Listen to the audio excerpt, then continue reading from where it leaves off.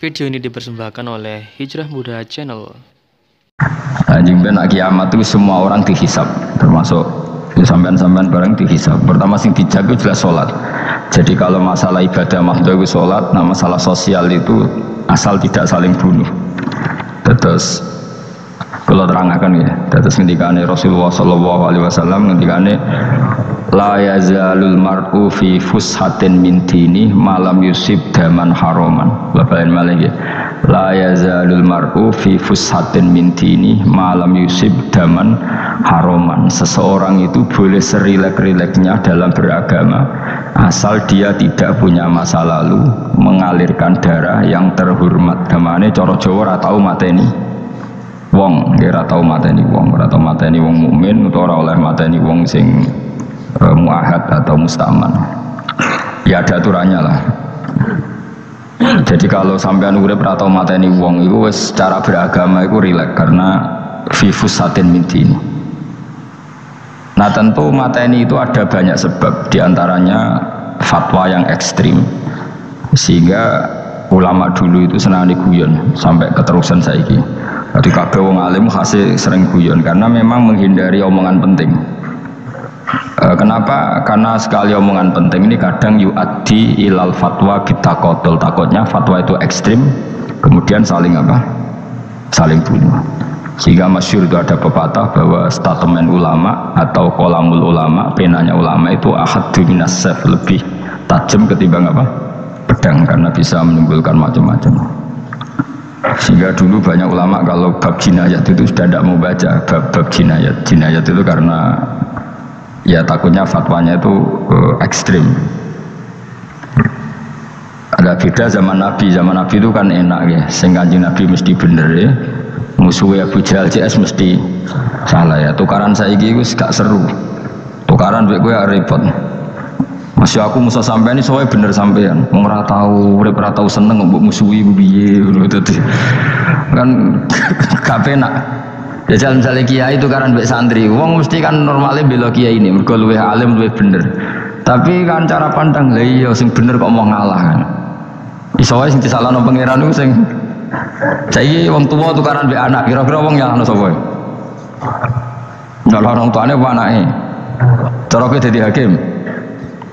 Wong tua kok wani anak, kualat dan mujur jaga lucu. Ini kan anak kok wani wong. Tapi wong tua kok wani anak, wong tua model opo. Terus anak wani wong tua ya anak model opo. Ya model milenial, model. Tapi potensinya itu sama-sama salah. Sehingga ulama itu mulai dulu itu menghindari ngetikan penting itu menghindari. Karena ya tadi takut fatwa itu. Saya ulang lagi ya, jadi seseorang itu selonggar-longgarnya dalam beragama asal tidak pernah membunuh, tidak memburu darah yang seharusnya tidak terbunuh. Terus kalau masalah ibadah itu Allah ngambilnya sholat. Awwalu ma yuhasabu bil mar'u as-sholat. Pertama yang dihisab itu sholat. Jika sholatnya lolos maka hisab yang lainnya ringan. Ya ampun ngoten. Terus ada hisab-hisab yang iku lawaca mungkin sampean iso ngantisipasi hisab. Jadi la tazulu qadama Adam atau qadama ibni Adam yaumal qiyamah hatta yus'ala an arba'in. Pertama ditanyakan dari sifat mudanya, dihabiskan untuk apa, umurnya untuk apa, hartanya dari mana, setelah mendapat untuk apa. Terus wa an ilmihi madza amila bihi, terakhir setelah mendapat ilmu itu apa yang dia perbuat. Mana ada orang tua ilmu tidak ditakoi oleh pangeran dong, berarti apa takoi. Ilmu bisa ngelakoni, bukan gak ada ilmu ya Gusti. Harus serempet sampean. Dunya bukan gak ada dunya. Lewat pun yang dunya ngentosi mati, sing pun aman apa? Sebab itu orang fakir itu masuk surga lebih cepat timbang orang kaya kacek 500 tahun ketakoi. Dia apa bukan gak ada nopo-nopo. So ngaji boten. Jadi gak perlu pertanggungjawaban mereka wah sekacau kan. Nah sementing kalau terang ngeten ya, ini penting rungokno. Mahsyar itu maknane iku nggon giringan. Terus kiai kuno maknane bayangno nggon mahsyar itu maknane tempat dihalonya semua manusia. Terus mauqif itu tempat diberhentikan, tempat diberhentikan. Terus di situ Anda innahum mas'ulun, mereka semuanya ditanya, dihisab. Semuanya dihisab. Terus ngendikane Kanjeng Nabi, hasibu anfusakum qabla an tuhasabu. Menghisablah diri kamu sekarang sebelum kalian semua dihisab. Sehingga potensi kita ini umat Islam utamanya yang tahu ngaji-ngaji ini, kesampean semua dihisab ini kemungkinannya kecil. Karena ketika kowe ning donya sampean sedanteni kan biasa wis donga robbana zulamna anfusana. Jadi ya Allah, saya ini benar-benar mendolimi diri kita sendiri. Karena tujuannya hisab itu taubah. Taubah itu mempermalukan mereka di depan umum. Seorang lagi ya, jadi semua hisab itu taubihan, mempermalukan mereka di depan umum bahwa mereka orang yang buruk. Sementara kamu di dunia sudah sering ngaku orang buruk. Selain ya wis roh ngakeh maksudnya ini kan. Jadi kayak ngakuin apa robbana zalamna anfusana. Sehingga ngendikane Kanjeng Nabi sebuti hasibu anfusakum qabla an tuhasabu. Menghisablah diri kamu sendiri sebelum nanti kamu benar-benar dihisab. Sehingga umatnya Rasulullah itu kemungkinan kena hisab itu kecil sekali karena tadi sudah terbiasa menghisab dirinya sendiri. Apalagi kita, kata Rasulullah, saya dikasih hadiah yang para nabi sebelum saya enggak dikasih hadiah itu. Apa itu? 5 hal itu. Di antaranya apa? Kata Rasulullah, wa utitu khawatima suratil Baqarah. Saya dikasih terakhirnya surat Baqarah. Di surat Baqarah itu umatnya Nabi dapat bonus dan ini luar biasa, yaitu ayat Rabbana la tu'akhidna in nasina wa akhtana. Ya Allah, jangan hisab kami, jangan beri sanksi kami, jangan azab kami kalau suatu saat kita lupa atau salah.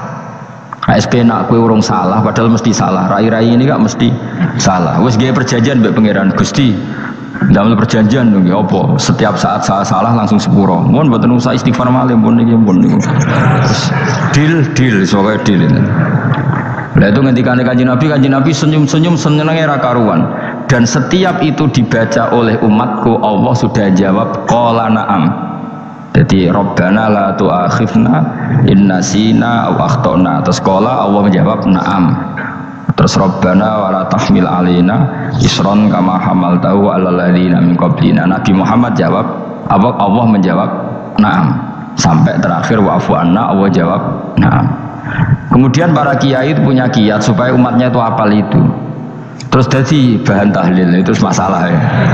Faminhum sing tahlil ya ora paham, sing kritik ya ora paham. Alhamdulillah itu mesti podo-podo ra kena hisab. Mergo podo-podo ora napa? Paham. Jadi ora ono barokah kaya goblok wis barokah tenan.